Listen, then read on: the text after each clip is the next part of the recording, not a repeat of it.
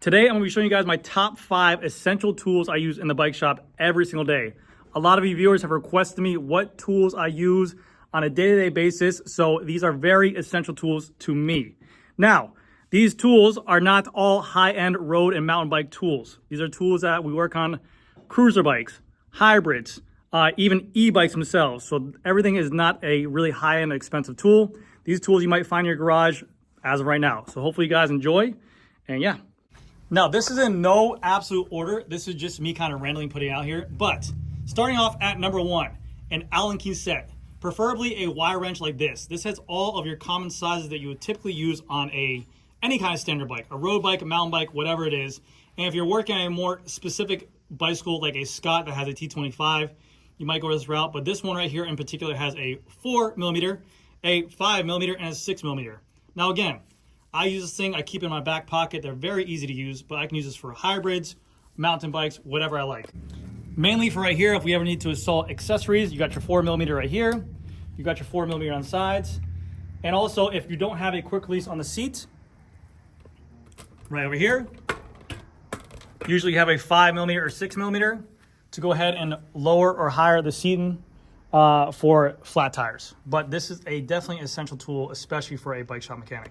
But this that we use all the time for our normal customers, this is what I use for our custom builds right here. This is what we use whenever we have to use a lot of different tools on here. This is by Silca.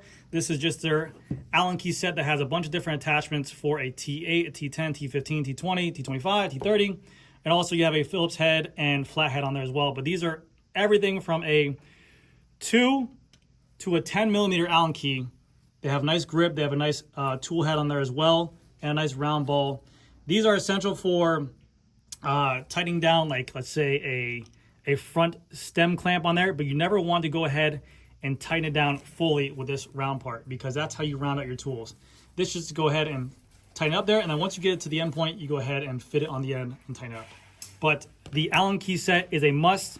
And this right here, even having this little attachment here, is amazing because you can add on whatever I need. If I need a T25, I have it right here, so. And then go on right at the end there. So this is a big plus. This one alone, I believe, is $100, but I do have a discount code down below that I believe is 10% off. You can also get a different key set if you wanted to, but I definitely use that one the most. Number 2, a chain whip and also a lock ring removal tool. This is crucial for going ahead and working on maintenance for your bicycle. To remove your chain and cassette, this is a huge thing. You would attach this onto your cassette.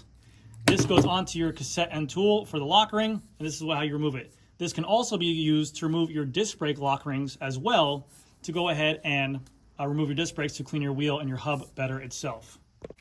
For example, chain tool goes on, we get a nice lock, we put our tool on there, and we push and pull at the same time, and we remove. Then you're able to remove your cassette off the wheel, put it into your ultrasonic cleaner or whatever you want to use to clean that cassette. But this is a must, especially in a heavy road bike territory, to go ahead and remove this stuff for a deep clean or a major tune-up as well. Now, these two are 3D printed titanium. This is more or less just a shop flex for me. I like to have nice things when I work on bicycles, so I just bought it for the store to use so. But you at home do not need this, but the reason why I like these is because they're stupid light. They're actually a really good travel alternative if you need either one of these. But a normal chain whip alone by Park Tool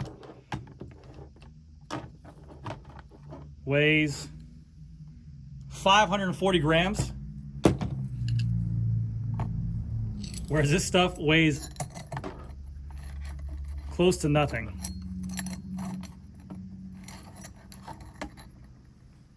136 grams for the both of them. So literally, you can have 3 of these things. I just use them again because I think they're cool. But again, you can get away with a normal chain whip and cassette, but this is definitely an ultimate tool to have to go ahead and remove your stuff at home. Also, one plus add-on here, a master link remover for a chain tool. You can remove your chain at the same time, drop the chain and the cassette into the deep cleaner as well. But this is nice too. You can pick one of these up for super cheap, about 10 bucks. Now, these right here are my absolute favorite tools I have. These are the Park Tool picks, okay? They come in a pair of 3. They have 3 different tips. One a straight point, one a little crooked bend, and then one a a 90-degree angle. They have magnets on the end of them as well, so you're able, if you're feeding through a cable for a rim brake or a gear cable, you can grab the tip right there.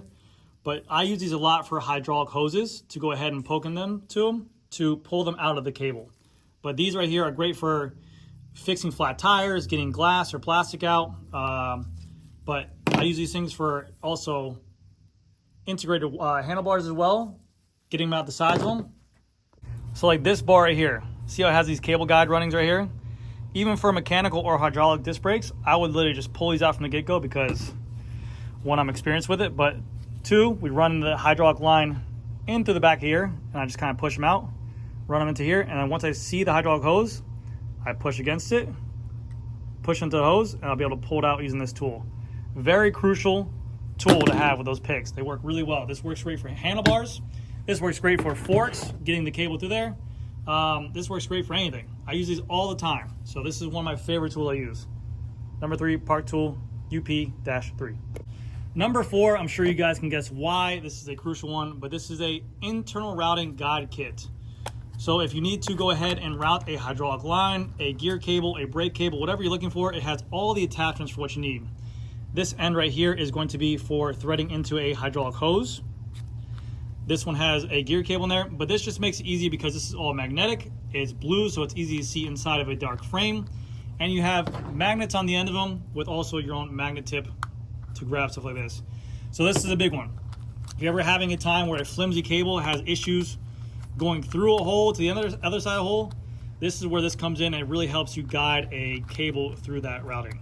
Underneath the bottom bracket shell, through a handlebar shell, whatever the case may be. But with everything going completely integrated and internal, this is a huge tool to have for anyone who's even a novice or an expert in the industry. This can help you out big time. Not saying you need this, but this is definitely something that will help you out if you struggle or don't have patience. Now this last one might shock you guys, but you would not believe how many people I have. Now I know all you guys are professionals here on the YouTube comments and YouTube watchers, but you would not guess how many people I have come into my store with disc brake road bicycles or disc brake hybrids or even disc brake cruisers that take the wheel out of the front of their bicycle, they put it into their car, they squeeze the brake, and then they don't know how to get it back in. This tool right here is a very big lifesaver for me because it speeds up the process. This is a Park Tool PP-1.2. This is a disc brake spreader for the pads. Now usually in this situation, if you were to go ahead and remove your front wheel from your bicycle, and then by accident, in a hydraulic disc brake, you go ahead and squeeze the brake with no disc brake rotor there, what happens is that there's nothing for those pads to hit, so basically they go in closer than what they should and the pistons stay there. So our typical train of thought would be to go ahead and loosen up this brake bolt, remove the pads, push the pistons in with a little tool, and then reset the pads. But this kind of takes a step out of that. This, I basically just take out the wheel, make sure this is a clean surface. I usually spray it down with isopropylene alcohol, shove it inside of the pads, give it a nice little spread out, and then you have perfectly reset pads to go ahead and line back up with the rotor. You would not know how many times I have customers come into my store saying that the disc brake's rubbing because of the fact that they accidentally squeeze a brake while loading their bicycle up into their car. Let me show you guys an example. All right, so right now we have our wheel out of our bike. We're about to load it into our car. Now, I'm going to squeeze the brake by accident. Wrong brake, dyslexia. Oh no. Oh no, my brake is now out of whack. Whatever shall I do? My brake's rubbing. You guys installed it wrong. Come to the rescue. I know this is clean, but I'm just gonna give it a nice little wipe off. Take my tool inside there, shove inside the pads, work it back and forth, go to the bottom, go to the top. And now we should have very nice open brake skin. All right, let's go ahead and put our wheel back inside.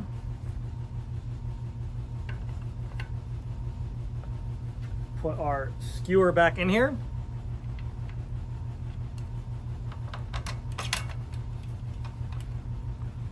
Boom, just like this, guys. I know you guys are enjoying this. We're gonna tighten this thing down.